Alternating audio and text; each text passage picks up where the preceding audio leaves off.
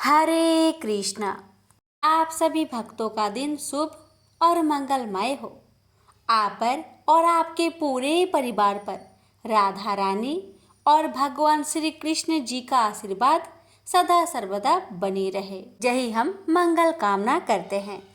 आज के इस वीडियो में आप सभी श्रवण करेंगे भगवान श्री कृष्ण भगवान की लीला की कथा और साथ में श्रवण करेंगे मार्गशीर्ष मास महात्म्य कथा अध्याय 3। कहते हैं कि पूरे अघन मास में श्री कृष्ण भगवान की कथा और महात्म्य कथा श्रवण करने से ही सभी मनोकामना श्री कृष्ण भगवान अवश्य ही पूरी करते हैं। इसलिए राधा रानी और भगवान श्री कृष्ण की कृपा प्राप्त करने के लिए कथा को पूरा अवश्य सुनिएगा। प्रेम से बोलिए जय श्री कृष्ण। कथा इस प्रकार है। एक बार नारायण नारायण करते नारद जी द्वारिकाधीश के दरबार में पहुंचे। उन्हें देख के श्री कृष्ण बहुत प्रसन्न हुए और बोले, देव ऋषि, द्वारिका में आपका स्वागत है। देव ऋषि नारद झुककर बोले, प्रभु प्रणाम। एक प्रश्न मेरे मन को परेशान कर रहा है कि ये माया क्या है। श्री कृष्ण मुस्कुराए और कहे, माया के बारे में हम विस्तार से चर्चा करेंगे। अभी मैं टहलने जा रहा हूँ, आप मेरे साथ टहलने चलेंगे? नारद जी ने कहा, अवश्य प्रभु। दोनों दरबार से निकले और द्वारिका नगर से बाहर आ गए। नारद पूछते हैं, प्रभु हम कहाँ जा रहे हैं? बस ऐसे ही हम थोड़ा घूमते हैं, कृष्ण भगवान ने कहा।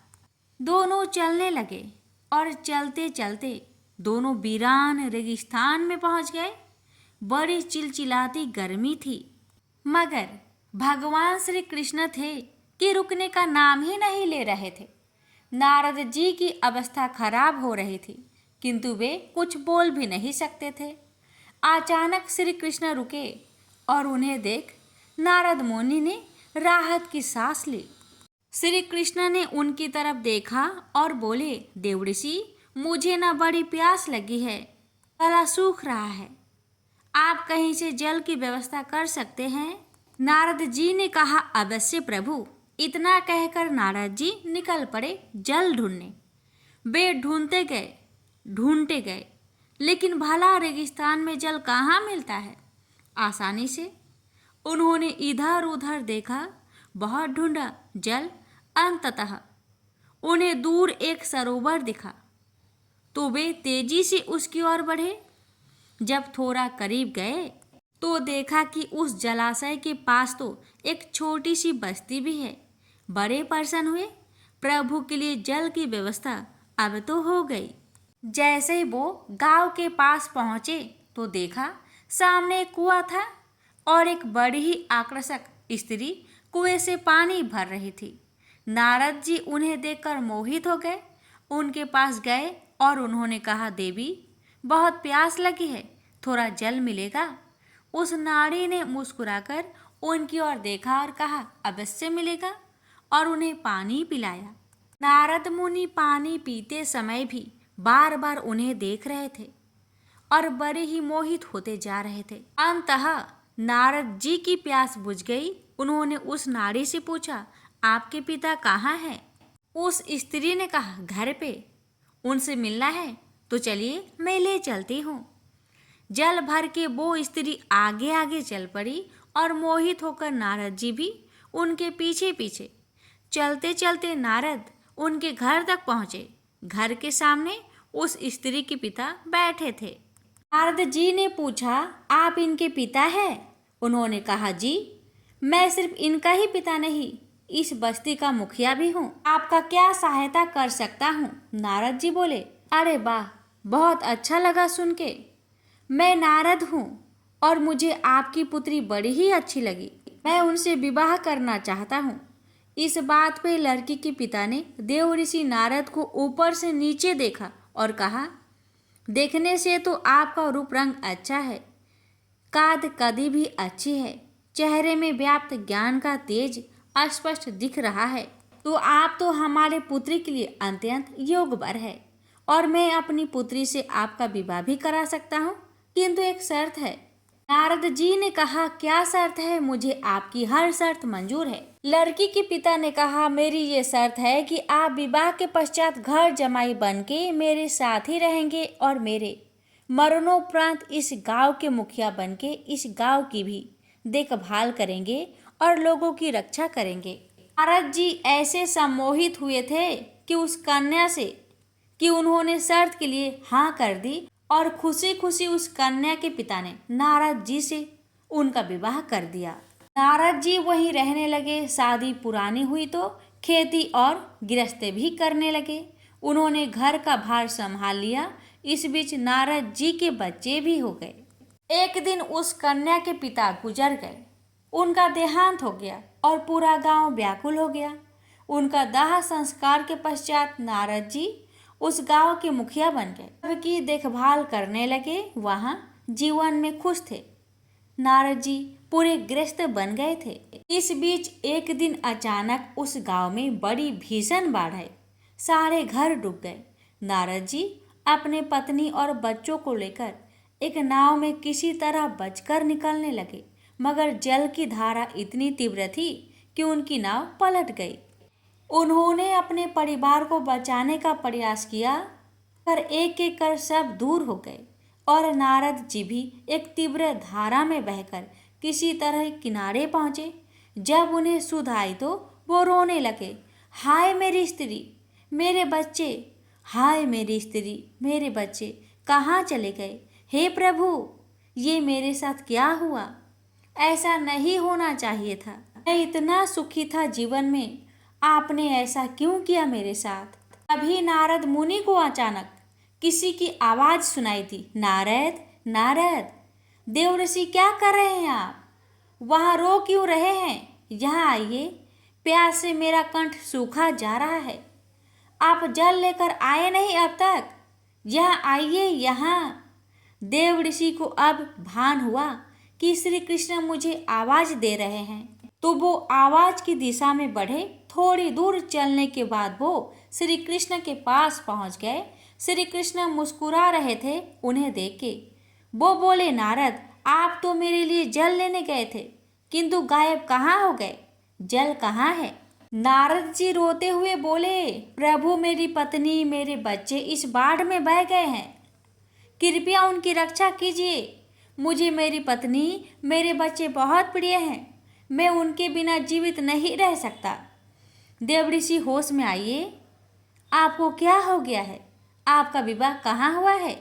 आपके बच्चे कब हो गए? अरे प्रभु, अभी तो गया था मैं उधर, तो मेरा विवाह भी हुआ और बच्चे भी हुए। श्री कृष्ण उन पे हंसे और बोले, देवऋषि, इसी को माया कहते हैं। आप मुझसे दूर होकर माया के जाल में फंस गए थे।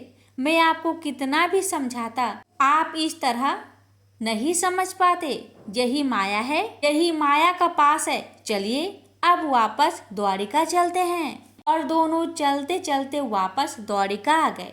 नारद ने उन्हें धन्यवाद कहा और बोले, प्रभु, इससे उत्तम माया मुझे कोई नहीं समझा सकता था।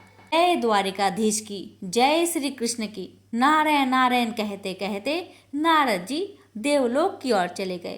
प्रेम से बोलिए राधे राधे।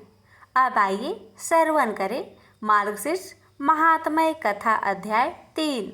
ब्रह्मा जी विष्णु भगवान जी से बोले कि हे केशव, पुण्य कितने प्रकार का होता है, जो मुझसे आप कहिए, क्योंकि पुण्यों के विषय में सुनने की विशेष इच्छा है। श्री विष्णु भगवान जी ब्रह्मा जी से बोले कि हे पुत्र, सुनो, पुण्य 3 प्रकार का होता है। तुलसी की मृतिका से अथवा गोपी चंदन से पुण्य को धारण करें। विद्वान लोग हरि चंदन से पुण्य को धारण करें, अथवा कृष्ण तुलसी की मृतिका को लेकर भक्ति से ऊर्ध पंड को धारण करे तो हरि भगवान प्रसन्न होते हैं। हे वत्स, मुझसे गोपी चंदन का महात्म्य सुनो। जो द्वारिका की मिट्टी को हाथ में लेकर ललाट पर ऊर्ध पुंड को धारण करता है, तो उसके पुण्य कर्म को कोटि गुना फल प्राप्त होता है।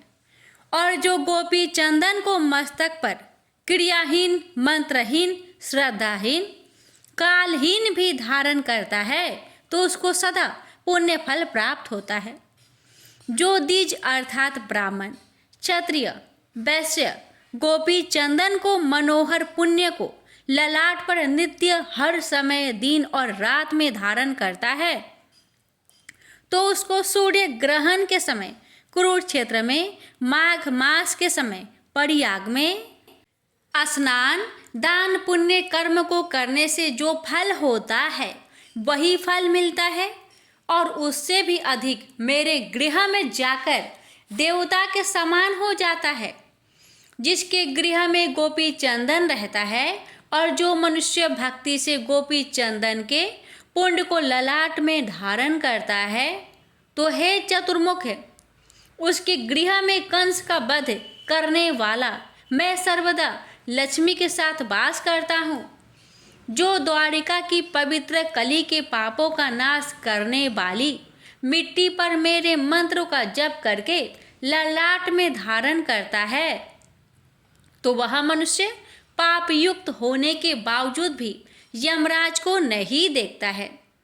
हे सूत, जिसके मरण के समय गोपी चंदन का पुण्य दोनों भुजाओं में, ललाट में, हृदय में, मस्तक में लगा रहता है तो गौ हत्यारा, बाघ घाती, ब्रह्म हत्यारा क्यों ना हो, वह मनुष्य मेरे कमलपति विष्णु लोक को जाता है। हे सूत, जिसके ललाट में गोपी चंदन का पुण्य लगा रहता है तो मेरे प्रभाव से उस प्राणी को ग्रह, राक्षस, गण, यक्ष, पिशाच, उरग और भूत नायक पीड़ा नहीं देते हैं। जिसके ललाट में उधर्व पुण्य सरल सुंदर दिखने में आता है, यदि वह चांडाल है तो भी वह शुद्ध आत्मा पूज्य है, इसमें कोई संचय नहीं है। जो बिना स्नान के अपवित्र पातक की क्रियाओं को करता है तो गोपी चंदन के स्पर्श से उसी क्षण में पवित्र हो जाता है। जो अपवित्र है, अनाचारी, आचार से भ्रष्ट है और नित्य पाप कर्म करता है तो भी यदि नित्य उधर्व पुण्य को धारण करने वाला मनुष्य पवित्र हो जाता है। हे चतुरानन, मेरे प्रिय के लिए अथवा कल्याण के लिए अथवा रक्षा के लिए मेरे पूजन और हवन के समय सायंकाल और प्रातःकाल सावधान होकर मेरे भक्त इस संसार से मुक्त कर देने वाले उधर्व पुण्य को नित्य धारण करे। यदि उधर्व पुण्य को धारण करने वाला मनुष्य जहाँ कहीं भी मर जाता है और वह चांडाल क्यों ना हो, विमान पर बैठकर मेरे लोक को जाता है और वह मेरे लोक में पूजित होता है। उधर्व पुण्य को धारण करने वाला जब जिसके अन्न को खाता है उसी समय उसके 20 कुल का नरक से उद्धार कर देता हूँ। जो दर्पण शीशों में जल में देखकर उधर्व पुण्य को अच्छी तरह धारण करता है तो हे महाभाग, वह परम गति को चला जाता है। अनामिका उंगली से तिलक धारण करने से शांति देने वाली, मध्यमा उंगली से तिलक धारण करने पर लंबी आयु वाली, अंगूठे से तिलक धारण करने पर पुष्टि वाली तथा तर्जनी उंगली से तिलक धारण करने से मोक्ष देने वाली कही गई है। जो गोपी चंदन का टुकड़ा वैष्णव को देता है उसके 108 कुल को तार देने वाला कहा गया है। जो बिना उधर्व पुण्य तिलक के यज्ञ, दान, तप, हवन, वेद्याध्ययन, पितृ तर्पण करता है तो उसका सब व्यर्थ हो जाता है। जिन मनुष्यों का शरीर बिना उधर्व पुण्य तिलक का होता है उन मनुष्यों का मुख शमशान के समान होता है, वह उन पर मैं अप्रसन्न रहता हूँ। श्री विष्णु प्रसाद के लिए जो श्री विष्णु भगवान को अत्यंत प्रिय है, ऐसे उधर्व पुण्य को तथा मत्स्य कुर्म आदि को धारण करे। जो मनुष्य काली काल में मेरी द्वारिका पुरी की मिट्टी से मत्स्य कुर्म आदि चिन्ह को धारण करता है तो उसके शरीर में मुझे प्रविष्ट समझना। हे त्रिदशोत्तम, उस पुरुष में और मेरे में अथवा श्रेय चाहने वाला कुछ भी अंतर नहीं करे। जिसके शरीर में मेरे अवतार के चिन्ह देखने में आवे वह मनुष्य नहीं है, बल्कि उसको मेरा शरीर जानना चाहिए। उस शरीरधारी का पाप पुण्य स्वरूप हो जाता है। कलयुग के समय मैं जिसके शरीर में लिखित मेरे आयुध देखने में आते हैं, जिसका शरीर मत्स्य मुद्रा और कूर्म मुद्रा से चिन्हित है, जिसके शरीर में मेरा तेज रहता है, जो मनुष्य अपने शरीर में शंख पद्म गदा चक्र मत्स्य और कूर्म की रचना करता है तो उसके पुण्य की वृद्धि और 100 जन्म के अर्जित पापों को मैं नाश कर देता हूँ। जिसका शरीर नारायण के आयुधों से नित्य चिन्हित रहता है तो पाप कोटि से युक्त भी उस मनुष्य को यमराज कुछ भी नहीं कर सकते, अर्थात कुछ भी उसका नुकसान नहीं कर सकते। शंखों द्वारा तीर्थ में कोटि जन्म वास करने वाले को जो फल मिलता है वह फल अपने दक्षिण हाथ में शंख धारण करने वाले को प्रतिदिन मिलता है।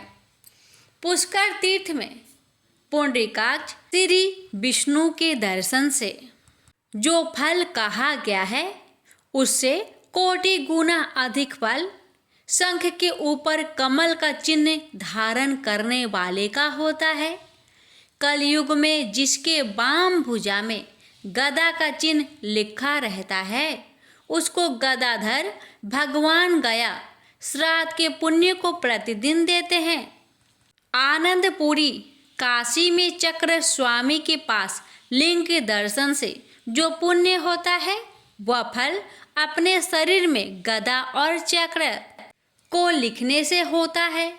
जिसका शरीर कॉपी चंदन से रचित मेरे आयुधों से चिन्हित है वह प्रयाग आदि तीर्थों में जाकर क्या करेगा, अर्थात उन तीर्थों में जाने का जो फल है वो भी उसको मिल जाता है।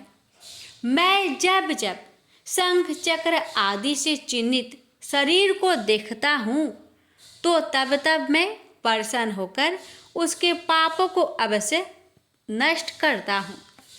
प्रतिदिन जिसके शरीर में अहोरात्र शंख चक्र गदा पद्म का चिन्ह लिखा रहता है वह मेरी आत्मा है, अर्थात वह मेरा स्वरूप है। जो कलयुग में नारायण के आयुधों के चिन्ह को धारण करके पुण्य कर्म को करता है तो उसको पुण्य कर्म का मेरु तुल्य फल मिलता है। इसमें कुछ भी संचय नहीं है। हे सूत, जो शंख आयुध से चिन्हित होकर भक्ति से विधिहीन श्राद्ध को करता है तो उसको श्राद्ध का अक्षय पूर्ण फल मिलता है। जिस तरह अग्नि देवता वायु से प्रेरित होकर काष्ठ को अत्यंत जला देते हैं, वैसे मेरे ही आयुधों को देखकर पाप समूह नष्ट हो जाते हैं। ओम नारायण नमः इस अष्टाक्षर मंत्र से युक्त मुद्रा को और स्वर्ण या चांदी के बने मेरे शंख आदि आयुधों को विशेष रूप से कलिकाल में धारण करता है तो वह प्रसाद के समान मेरा प्रिय है, अन्यथा मेरा प्रिय नहीं है। नारायण की मुद्रा और शंख चक्र आदि को चिन्ह है तथा धात्री यानी आंवला फलों की माला और तुलसी काष्ठ की माला को तथा द्वादशाक्षर मंत्र ओम नमो भगवते वासुदेवाय को और आयुधों को जो ब्राह्मण धारण करता है वह वैष्णव मेरे समान है। जिसके गृह में शंख के चिन्ह से चिन्हित शरीरधारी ब्राह्मण भोजन करता है, हे पुत्र, उसके अन्न को मैं पितरों के साथ स्वयं भोजन कराता हूँ। जो श्री कृष्ण के आयुधों से चिन्हित शरीरधारी को देकर उसका सम्मान नहीं करता है, उसके 12 वर्ष के अर्जित पुण्य नष्ट हो जाते हैं। यदि श्री कृष्ण के आयुधों से चिन्हित शरीरधारी शमशान में मर जाता है तो हे मानद, प्रयाग में जो गति कही गई है वह गति उसको मिलती है। कलयुग में जिसका शरीर मेरे आयुधों से मंडित रहता है, उसके शरीर में इंद्र आदि समस्त देवता वास करते हैं। जो मेरे शास्त्रों से अंकित होकर मेरी पूजा करता है, उसके हजारों अपराधों को मैं नित्य नष्ट करता हूँ। जो काष्ठ से मेरे शास्त्रों को पासा बनाकर उस पासा से अपने शरीर को चिन्हित करता है, उसके समान दूसरा वैष्णव नहीं है। जो ओम नारायण नमः इस अष्टाक्षर मंत्र की धातु की बनी हुई मुद्रा और शंख पद्म आदि की मुद्रा को अपने हाथ में धारण करता है, वह सूर और असुर से पूजित होता है। प्रथम इस नारायणी मुद्रा को अपने हाथ में प्रहलाद ने, विभीषण ने, बलि ने, ध्रुव ने, शुक्र ने, मानधाता ने, अम्बरीश ने, मार्कंडेय आदि ब्राह्मणों ने धारण किया है। और शंख आदि से चिन्हित शास्त्रों से शरीर को चिन्हित करके हे मानद, इस तरह मेरी आराधना करके मुझको प्राप्त किया तथा श्रेष्ठ अभिलक्षित फल को प्राप्त किया।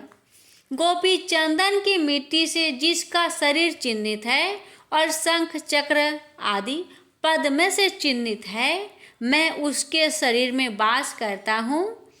बुद्धिमान विद्वान स्वर्ण अथवा चांदी अथवा तांबा अथवा कांसा अथवा लोहे का चक्र बनाकर धारण करे और वह चक्र 12 आरा तथा 6 कोस और 3 बलि से विभूषित हो। इस प्रकार विद्वान सुदर्शन चक्र को बनाए और उपवीत के समान सदा शंख चक्र और गदा को धारण करे।